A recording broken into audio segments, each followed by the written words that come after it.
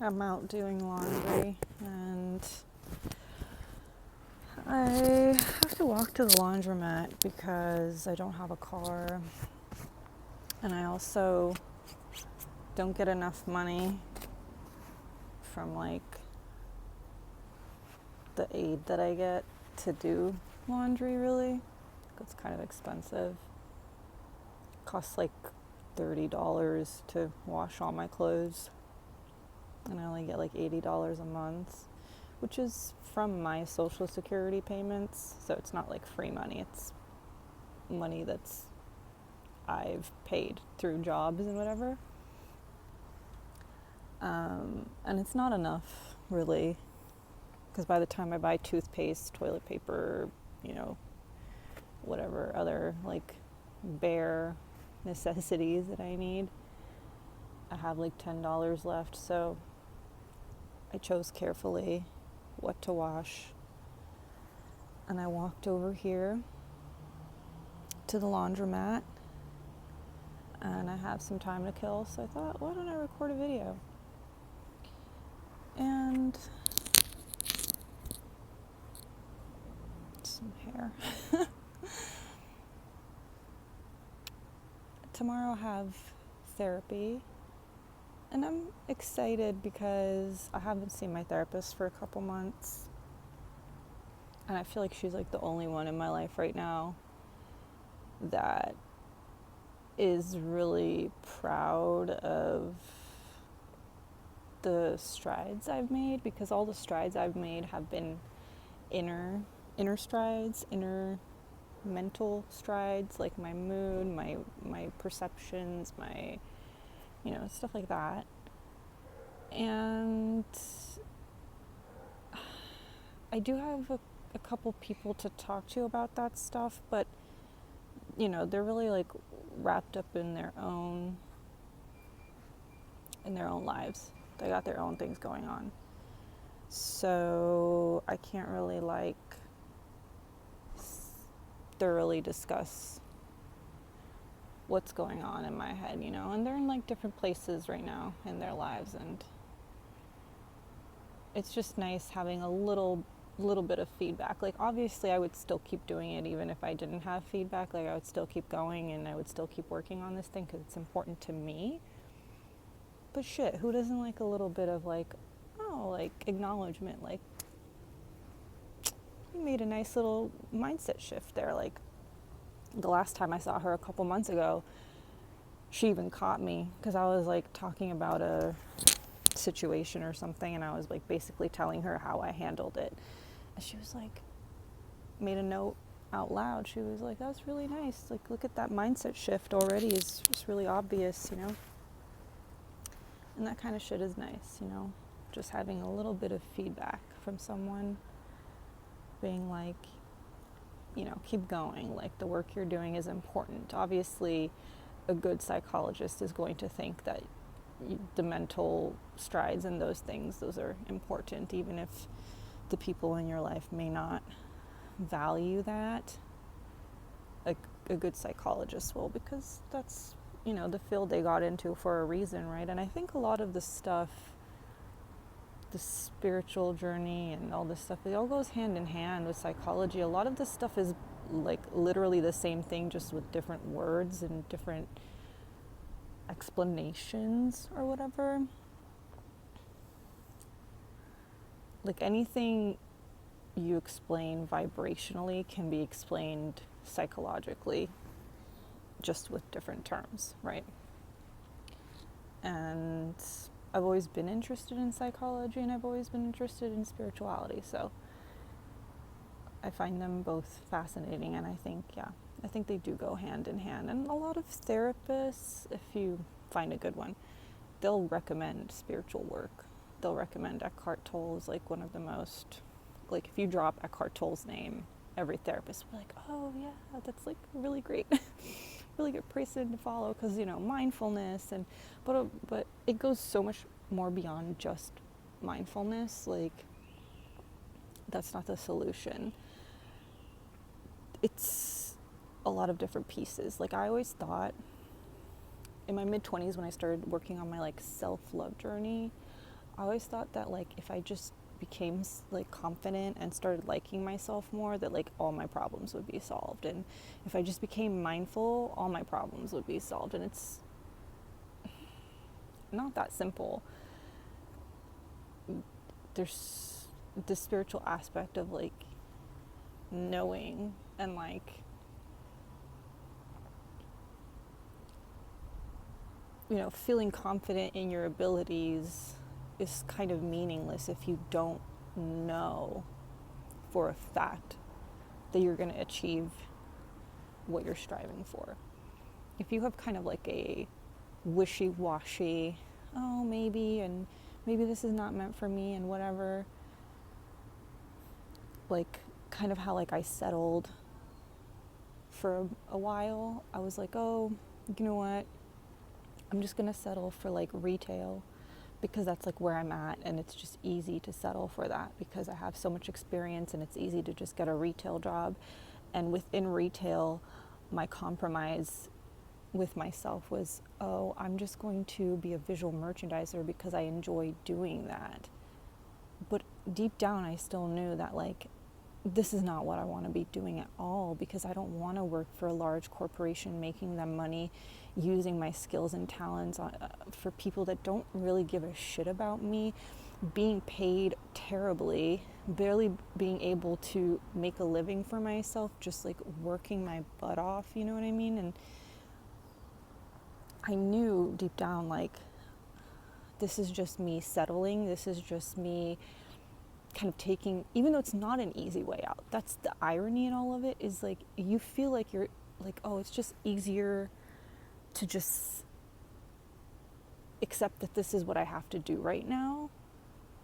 But it's not, because it makes your life miserable, and every day you're just dreading going to do this thing that has nothing to do with what you want to be doing. And people always say shit like, oh, well, you can work full time and still work on your side hustle and still do this and do that. That's just like a limited belief. That's just like a yes, you can if you want to. You can do that. I don't want to do that. And it's not because I don't like working or I'm lazy or whatever. It's just I work so hard when I'm at these jobs, right? And I come home absolutely drained, right? I come home just so drained, and I just know I have this yearning, this like deep down feeling that I'm not where I'm supposed to be. And people have in the past mistook it for like arrogance, of like, oh, you think you're too good to be here. But what's funny is like I've had that reaction, but I've also had so many people come up to me like, why are you working here? Like, you should be modeling, you should be DJing, you should be doing these things that I actually did in the past, right? I did do those things in the past. And I always would be like, yeah, I know, but I don't know, it just didn't work out for me. And I would just go on, you know, I didn't know how to explain to them that I did do those things and it didn't work out for me, and that I've given up essentially, and that I am kind of like I've given up to the point where I don't see a way to get back into those things. And now I've reached that point where I'm knowing again, where I'm knowing that it doesn't matter where I'm at right now, that I can always go back to the point and in fact surpass the point that I ever reached. And it's crazy that I ever convinced myself that it was over, that it was done, that I had no choice but to just give up on everything and just move on from it. And it didn't help that I took everything my mother said to heart so much, that I really believed, that I really took her perception of life to heart, and I really believed that this is just something I have to do. And she's the number one of just do any job, just do a job, and then you can work on other things when there's time, but like you just need to be making money and working 7 days a week, and this is life. This is just what you have to be doing, right? And because she's like the only person that I really talk to on a daily basis, and even before I was living with her, we were neighbors. It's like she had the most influence on me, and I wasn't strong enough to just essentially ignore her, because ignoring her would mean pissing her off, right? And then I would have to hear how this and that, and how me not doing the things she thinks I should be doing makes me this and that, right? And that was hard for me to hear. But now I've reached the point where it's like, I literally don't care, because even if I do the things, like when I was working 2 jobs just a few months ago, I remember getting my second job and telling her, and she started a fight with me. And she was like, you should have gotten a second job a long time ago. You should be working 6 days a week. You should have gotten this job ages ago. Now, almost being like it's too late now. Like, I don't know what that even is supposed to mean, but it's like, you should have done this ages ago. And like, she was even mad then. So it's like, what am I doing? Why am I trying to like protect myself by like taking these steps that in this person's eyes are like the steps I should be taking, when even when I take those steps, she's still not satisfied? Why am I doing it? And I've never been one to like live for other people's expectations. Like, I never cared what my parents wanted me to be, and they didn't even have that many expectations from me, to be honest. Like, my parents never knew what my grades were, who my teachers were. They didn't know anything about my life, to be honest. They didn't really give a shit. So they weren't one of those parents where like I brought my report card home and they're like, oh, I can't believe you got a C. You know, they were never like that. They never were like, we want you to be a doctor when you grow up. They didn't have these expectations of me. So I don't know. I didn't even grow up like that. So I don't even know where this came from. This is super recent. Like, my mom and I did not have this relationship. She's changed so much. I've changed so much, and I feel like we switched bodies. Like, I feel like we switched bodies. Like, I feel like she used to be like when I was really down and really negative, she was like a super positive, really like, you can do anything, you can heal yourself, you can achieve anything type of person. And then as soon as I started to like, even though like on the outside I still looked like I was like really depressed and like going through it, I was going through like a huge shift, right, mentally. And I feel like we like switched bodies or something, and she started to become the negative one, and now I'm the one that's like, you can do anything, and like anything's possible, and the world is miraculous, you know. And now she's like, no, it's not, everything's terrible. It's so bizarre. So I don't even know where any of this came from. But like I mentioned in my last video, it's helped me forgive my father. It's helped me view my father differently. It's helped me view my mother differently, because I always kind of just viewed her as like a victim of circumstance, and like I accepted that she took no responsibility for like her part in her life, and I just blamed my father for everything. And that's just not how it is. Like, yes, he did have an equal part, you know, but they were both extremely flawed, and they both were incapable of accepting accountability. And that shit ends with me. Like, I have taken accountability for all the fuck ups, for where I'm at right now, for all the mistakes, for all the failures, for everything I attracted into my life. I have taken accountability for that.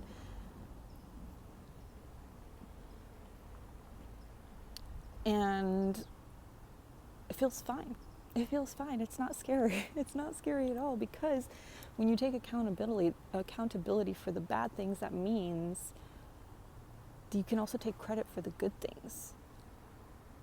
And that if you can create all that chaos around you, and you can attract all those bad experiences and all those things, you can attract all the good things, and you have. And I'm excited to talk to my therapist about this. I am. Because I feel like I really shifted in the last 2 months. I shifted from a state of believing that things will get better and things are okay. Like I had this belief, but now it's like a knowing. Like I know I'm a superstar. I know I'm meant for greatness. I know I am a future multi-millionaire. I have all these successes lined up. I'm open to receiving. I have all these ideas, all these projects, all these things that I'm just doing now, right? And I don't really check for the results. Every day I upload a video, I'm doing it just because I love it. I know eventually the people will come and the views will come and one of my videos will go viral and people will go back and watch it. It's like what really inspired me, one of the things, many things, but one of the things that inspired me recently was Doechii, the artist, the musical artist. She had started a YouTube channel, like, I don't know how long ago, but I think like some of her videos go back as far as like 2020. And one of them showed up in my feed and it had like 1.2 million views because obviously she became famous and people wanted to see. And it's like in her old videos, it's so crazy seeing her in her little bedroom, like making her music and talking about her like journey and talking about her manifestation and all that shit. And I was like, that's me. Like, that is me. Like, I am creating that right now in this video for future me when, like, I'm up there, when everything aligns, when all my miracles arrive, when all the manifestations materialize. You can look back on this video and be like, look at this crazy chick. She really thought she was a genius and she was going to create miracles, and she did. And that's wild. That's wild that I'm creating that right now, and I just know it. I just know it. I don't even believe it. I just know it. I can feel little goosebumps going through my body when I think about it. When I walk down the street and I think about the things that I'm receiving, I just know it. Think about so many artists, you know, I don't know why Lizzo keeps coming to I don't even listen to Lizzo. I don't necessarily like her work or her as a person or anything, but her story. She was like living in her car. She was homeless. And then she became essentially like a star, a superstar, right? I mean, whether or not you like her music, you can't discount that she achieved success and she achieved what she wanted to. And she made this huge leap from being homeless in a car. I think the reason I think of her a lot is because when I was still DJing, I got invited to some parties at Coachella. Not to DJ, but to just like show up and whatever. And that was a really crazy time. I just like kept running into like celebrities and artists and whatever. And this was right before she blew up. She was not famous yet. Nobody knew who she was. She was doing like a small little magazine party. And it was like it was so janky. They had like one tiny little speaker set up for her and a microphone, and it was like in a tiny little backyard next to a pool. And she performed. But the sound was terrible, like everything was terrible, and she was even pissed. She was so pissed after her performance. She like did a song, and then she like literally like snatched her stuff, and she just like barged out of there. She was pissed about like the quality of everything and her perception of like how it went, right? But isn't it crazy that if I had a crystal ball, I could have walked up to her and been like, hey, in like half a year's time or a year's time, or I don't know, maybe 2 years from then, because this was like 2018, I want to say. I don't know. I'm really bad with time. But I could have walked up to her and be like, dude, just chill, because in like a year or two, you're going to be like a mega star. You're going to be so fucking famous that you're not even going to remember this dinky little party that you just like did. And it's crazy that I caught her. And that's happened to me so many times. Like, that was like the craziest one, I would say. Like, when I saw an artist like so at the beginning of their stages. Another one that I always remember is, hold on, some people walking around here. Let me start walking back. I gotta check my laundry.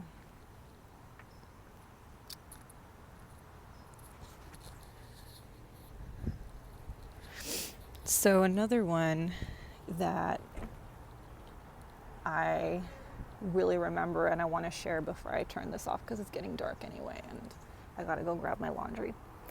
Another one that I want to share is Adele. So I have been always an avid concert goer, and I was really, I still love British music, but I was like all the time listening to British radio when I was a teenager. And so I was always on top of like the most up and coming British artists. And Adele at the time was essentially like only famous in the UK. And she had a concert at this venue called the Wiltern. No, wait. Was it the Wiltern? Or was it the Henry Ford or Fonda? The Fonda? Not Henry Ford. The Fonda Theater.